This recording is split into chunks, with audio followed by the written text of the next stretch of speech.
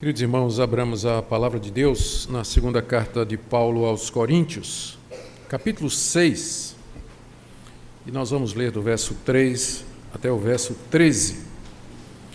Segunda aos Coríntios, capítulo 6, do verso 3 até o verso 13. Palavras do apóstolo Paulo. Não dando nós nenhum motivo de escândalo em coisa alguma, para que o ministério não seja censurado. Pelo contrário, em tudo recomendando-nos a nós mesmos como ministros de Deus, na muita paciência, nas aflições, nas privações, nas angústias, nos açoites, nas prisões, nos tumultos, nos trabalhos, nas vigílias, nos jejuns, na pureza, no saber, na longanimidade, na bondade, no Espírito Santo, no amor não fingido, na palavra da verdade, no poder de Deus, pelas armas da justiça, quer ofensivas, quer defensivas, por honra e por desonra, por infâmia e por boa fama, como enganadores e sendo verdadeiros, como desconhecidos e, entretanto, bem conhecidos, como se estivéssemos morrendo e, contudo, eis que vivemos, como castigados, porém não mortos, entristecidos, mas sempre alegres, pobres, mas enriquecendo a muitos, nada tendo, mas possuindo tudo. Para vós outros, ó Coríntios, abrem-se os nossos lábios e alarga-se o nosso coração. Não tendes limites em nós, mas estáis limitados em vossos próprios afetos. Ora, como justa retribuição, falo-vos como a filhos, dilatai-vos também vós. Até aqui, irmãos, a palavra de Deus. Oremos. Pai querido, nós pedimos agora que o Senhor ilumine o nosso entendimento para compreendermos a Tua palavra, para que possamos tirar dela encorajamento, ensinamento, repreensão, conforto, tudo de acordo com a necessidade que o Senhor conhece tão bem de todos que aqui se encontram nessa noite. Pedimos, portanto, que Teu Espírito Santo opere em cada coração, conforme a Tua multiforme graça. É mediante Jesus, nosso Redentor, que nós Te pedimos. Amém. Os irmãos podem sentar. Queridos, como é sabido, uma das razões pelas quais o apóstolo Paulo escreveu a segunda carta à igreja de Corinto foi buscando diminuir ou resolver a tensão que havia se desenvolvido entre ele e os membros daquela igreja, apesar de que ele tinha sido o instrumento pelo qual aquelas pessoas haviam se convertido. Um grupo influente na igreja de Corinto havia começado a questionar a autoridade apostólica de Paulo, bem como a sua liderança. E, para piorar, falsos mestres haviam se introduzido na igreja, vindos de Jerusalém, e querendo anular a autoridade de Paulo e tomar o poder na igreja, a liderança da igreja, acusavam Paulo de ser um mercenário, de pregar um evangelho falsificado, de rejeitar Moisés, de rejeitar o templo e aquelas gloriosas marcas da antiga aliança que Deus havia determinado, como a circuncisão, o calendário e a dieta dos judeus. Eles também diziam que Paulo não podia ser de Deus porque Paulo foi rejeitado pelo povo judeu, sua mensagem não foi aceita por Israel e aonde o apóstolo Paulo passava, ele era expulso, quando não apedrejado e às vezes preso. Nessa carta, então, Paulo procura defender o seu ministério dessas acusações que eram feitas por esses falsos mestres. E ele procura a reconciliação com os coríntios, procura reconciliar-se com a sua igreja, a igreja que Deus usou para fundá-la.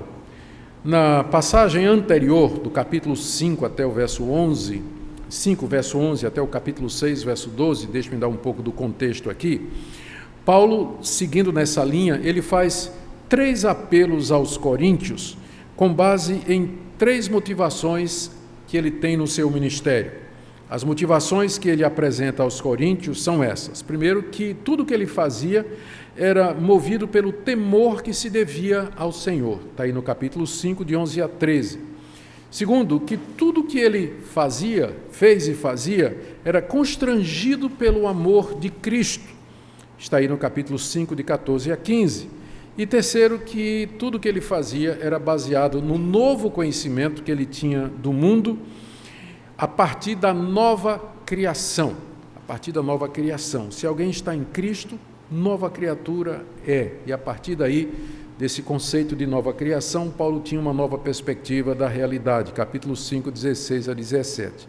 É com base nessas motivações que Paulo diz que estavam por detrás do seu ministério, que ele fez 3 apelos aos coríntios. Primeiro, que eles se reconciliassem com Deus, porque no entendimento de Paulo, ao seguir os falsos mestres, eles estavam se afastando de Deus.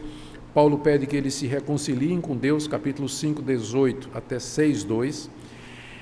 Paulo pede que eles recebam o próprio apóstolo Paulo como sendo o pai espiritual deles, capítulo 6, de 3 a 13, que é o que nós vamos ver nessa noite. E se nós seguíssemos o texto, nós veríamos um terceiro apelo que Paulo faz para que eles rejeitem os falsos mestres, que seria do verso 14 do capítulo 6 até o capítulo 7, verso 1.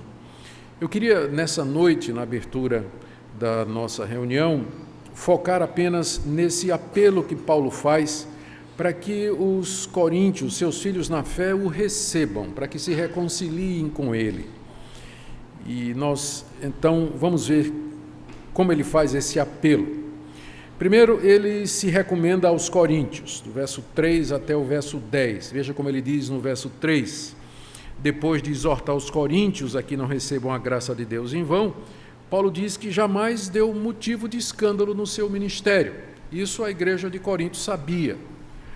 E ao contrário do que os seus adversários diziam. Verso 3, não dando nós nenhum motivo de escândalo em coisa alguma, para que o ministério não seja censurado.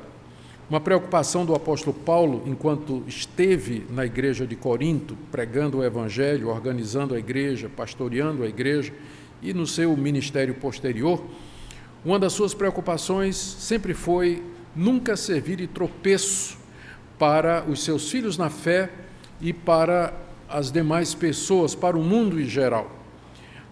Escândalo seria, na verdade, é isso que a palavra significa na língua grega, significa tropeço, ser motivo para que alguém tropece e caia, que se desvie da fé, que fique com dúvidas ou que fique confusa a respeito do Evangelho. A preocupação de Paulo como pastor é que o seu ministério nunca fosse motivo de queda, de desvio, de desânimo para ninguém. E ele fazia isso porque não queria que o seu ministério fosse censurado, final do verso 3, para que o ministério não seja censurado. Não somente o ministério dele, mas o ministério da palavra de Deus, porque quando um pastor ele dá escândalo, ele é motivo de tropeço para a igreja, não é só a igreja dele que sofre, mas uma vez que aquela notícia se espalha, muitos outros perguntam, pessoas de outras igrejas ou os próprios colegas, de alguma forma, ficam abalados por isso. Paulo sabia o impacto que um escândalo no ministério dele haveria de promover. Por isso, ele procurava sempre não dar motivo algum para que as pessoas se escandalizassem ou tropeçassem com o seu procedimento, porque ele não queria que o seu ministério fosse objeto de censura ou estivesse passível de ser censurado ou disciplinado. Pelo contrário, diz ele aí no verso 4, ou seja, em contraste a isso, em vez de dar motivo de escândalo, Paulo diz que a sua vida, na verdade, era uma recomendação de que, de fato, o seu ministério era de Deus. Verso 4, pelo contrário, em tudo nos recomendamos a nós mesmos como ministros de Deus. Em vez de dar motivo de escândalo, Paulo apresentava o seu ministério como sendo uma recomendação para os coríntios e para quantos quisessem ouvir, de que de fato ele era de Deus, ao contrário do que os falsos mestres estavam dizendo contra ele e ao contrário do que a igreja de Corinto estava pensando. E a partir daí, do verso 4 até o verso 10, há uma longa lista de coisas que Paulo apresenta como sendo a recomendação que ele faz aos coríntios, com base na qual ele vai dizer no final, por favor, me aceitem, se reconciliem comigo.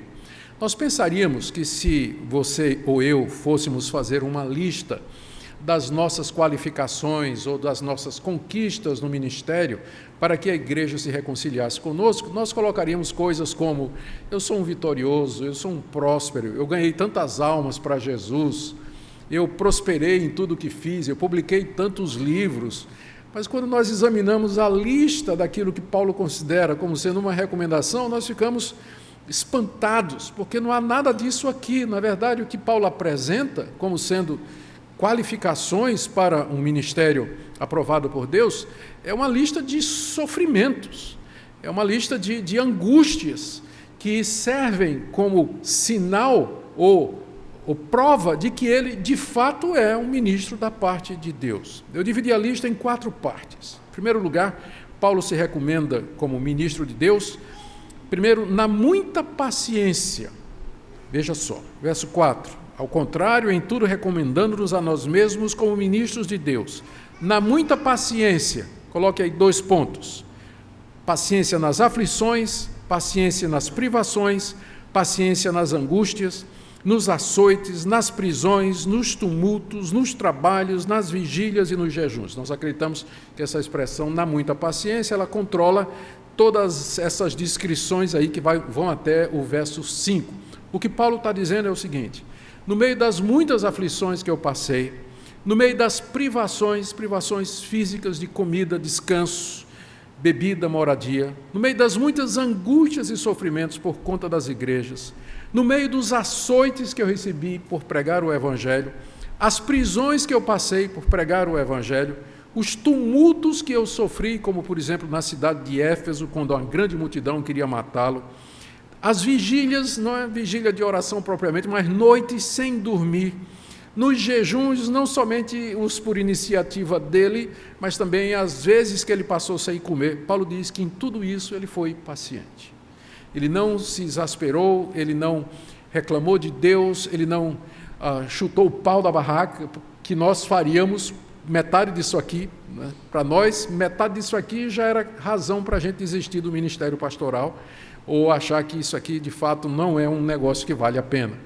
Mas Paulo diz que no meio de tudo isso que ele passou por Jesus Cristo, ele foi paciente, ele suportou humildemente. E isso os coríntios eram testemunha, e não só os coríntios, mas todos quantos conheciam o seu ministério, e ele podia apresentar isso como sendo uma qualificação, uma recomendação de que de fato ele era ministro da parte de Deus, em contraste com as acusações dos falsos mestres. Em seguida ele diz no início do verso 6, na pureza, coloque aí 2 pontinhos, aí vem a lista, pureza no saber, na longanimidade, na bondade, no Espírito Santo, no amor não fingido, na palavra da verdade e no poder de Deus. O que ele quer dizer aqui, quando ele fala assim, na pureza, é na pureza das suas intenções. Paulo não tinha intenções falsas, como ele era acusado, de ser um mercenário, de abrir igrejas porque ele queria ganhar dinheiro dos membros da igreja, ou queria ter poder, ou ascendência, ou popularidade, ou qualquer outra motivação. As motivações de Paulo eram puras. Isso se verificava, primeiro, no saber dele, a pureza do seu conhecimento teológico. Era um conhecimento que estava de acordo com os ensinos de Jesus Cristo e os demais apóstolos e as escrituras do Antigo Testamento. Pureza na sua longanimidade, na capacidade de sofrer sem reclamar ou murmurar, como já vimos. Pureza na bondade que ele havia demonstrado para com as pessoas, inclusive os seus inimigos. No Espírito Santo que atuava na sua vida, produzindo um caráter santo e reto. No amor não fingido, o amor de Paulo não era impuro, não era hipócrita, mas o amor que ele tinha pelos coríntios e pelas pessoas era um amor genuíno, era puro, de coração. Na palavra da verdade, ou seja, na exposição e na pregação da verdade, as suas motivações eram corretas, e no poder de Deus que se manifestava na vida dele. Então, essa pureza no falar, no agir, no amar, no relacionar-se, que os coríntios conheciam, é o credencial que Paulo apresenta de que ele é um ministro de Jesus. Ele não tem intenções outras. Ele não está no ministério com o objetivo de assegurar uma renda para ele, ou de ter popularidade, ou qualquer outra motivação dessas que são comuns nos dias de hoje, e aliás, que sempre foram na história da igreja, pelas quais pessoas entram erroneamente no ministério pastoral. Paulo diz, vocês me conhecem, vocês sabem que no que diz respeito a isso, minhas intenções são puras. No verso 7 ele diz, pelas armas que ele usou, na palavra da verdade, no poder de Deus, aí vem, pelas armas da justiça, quer ofensivas, quer defensivas. Aqui eu entendo que Paulo está dizendo que as armas que ele usou para pregar o Evangelho, espalhar o conhecimento de Deus, confrontar os falsos mestres, desconstruir o erro e firmar a verdade, foram armas, segundo ele diz aqui, não carnais e humanas, mas foram armas que procediam da parte de Deus. Nunca ele usou de uma estratégia que não fosse justa. Armas de justiça, ou seja, armas que de maneira justa defendem ou atacam, como ele diz aqui. No original, na verdade, né, tem a direita e a esquerda, provavelmente porque o legionário, na hora de atacar, ele usava as armas que estavam ao seu lado direito e, na hora de se defender, as que estavam no lado esquerdo, sabre, escudo e assim por diante. Ele está usando essa figura aqui. Ou seja, no ataque, ou seja, na defesa, o apóstolo Paulo sempre usou armas que são corretas. Ele nunca empregou de estratégias que são carnais, métodos que são humanos. E, gente, como a gente vê isso hoje? As pessoas querendo levar o seu ministério, pastores que querem levar o seu ministério, se valendo de armas que não são da justiça, que não são armas corretas, estratégias e métodos que visam tão somente encher a igreja, adquirir popularidade, garantir financeiramente e assim por diante. Paulo diz, vocês me conhecem, sabem as armas que eu usei quando estive aí e depois também do ministério. E por último, a quarta categoria aqui, ele se apresenta como ministro de Cristo pelas contradições que ele experimentou e no meio das quais ele continuou firme e fiel ao Evangelho. Essa é uma parte complicada da lista de Paulo, porque a gente fica pensando o que é que ele quis dizer com isso, quando ele apresenta esses contrastes que ele viveu, essa bipolaridade, né, por assim dizer, prática que ele experimentou. E só uma resposta, eu entendo, satisfaz, é que Paulo quer dizer que, apesar das contradições que ele viveu, ele continuava firme e fiel ao Evangelho. Essas contradições aqui estão do verso 8 até o verso 10, quando ele diz assim, por honra e por desonra. Ou seja, algumas pessoas o elogiavam e outras o caluniavam. Depois ele diz, por infâmia e por boa fama, ou seja, alguns insultavam e outros falavam bem dele. Ele continua, como enganadores e sendo verdadeiros, ou seja, alguns nos tratam como mentirosos, mas outros sabem que falamos a verdade. No verso 9, como conhecidos e, entretanto, bem conhecidos, ou seja, alguns nos tratam como pessoas estranhas, embora nós sejamos bem conhecidos de todos. Ainda no verso 9, ele diz assim, como se estivéssemos morrendo e, contudo, eis que vivemos. Algumas pessoas nos tratam como se nós estivéssemos condenados à morte, fim de carreira, debaixo do juízo de Deus, mas como vocês estão vendo, nós continuamos vivos. E ainda ele diz, no final do verso 9, contudo, como castigados, porém não mortos. Ou seja, para alguns, tudo isso que eu estou passando é um castigo de Deus, mas a verdade é que, se for um castigo de Deus, eu ainda permaneço vivo, apesar de tudo isso. Entristecidos, mas sempre alegres. Às vezes ficamos tristes, outras vezes ficamos alegres. Pobres, mas enriquecendo a muitos. Parece que nós somos pobres, mas na verdade nós estamos enriquecendo muitas pessoas com o verdadeiro tesouro do Evangelho. E por último, parece que não temos nada, final do verso 10, nada tendo, mas na verdade nós possuímos todas as coisas. Uma série de contradições que o apóstolo Paulo apresentava. Para alguns ele era uma coisa, para outros ele era outra coisa. Ele vivia nessa contradição, ou seja, não era a opinião pública que influenciava o apóstolo Paulo. Ele não estava preocupado em que houvesse unanimidade a favor dele, dizendo, puxa vida, de fato Paulo é um homem de Deus, é uma pessoa íntegra, é uma pessoa que veio da parte de Deus. Paulo vivia esse mundo de contradição, de pessoas que por um lado o elogiavam, respeitavam, falavam bem, o conheciam, sabiam que ele pregava a verdade, mas por outro lado oposição, contradição, contrariedade, gente que xingava, gente que insultava. Paulo aprendeu a não depender dos elogios humanos. Ele estava livre de um dos maiores tropeços do ministério, que é temor dos homens. temor humano. É um dos maiores tropeços do ministério. É quando o pastor teme os homens e vive pela aprovação deles e pela popularidade que ele pode obter. Paulo, no meio de toda essa contradição, ele permanecia firme, porque ele sabia que importa agradar somente uma pessoa, que é o Senhor Jesus Cristo. Terminando essa lista, que é uma surpresa, né? É uma lista de alguém que está se apresentando como ministro de Deus, Paulo então pede que os coríntios o recebam, porque ele entende que todas estas coisas que ele mencionou eram uma prova cabal, irrefutável de que de fato ele era ministro de Deus e que as acusações dos falsos mestres não tinham base absolutamente nenhuma.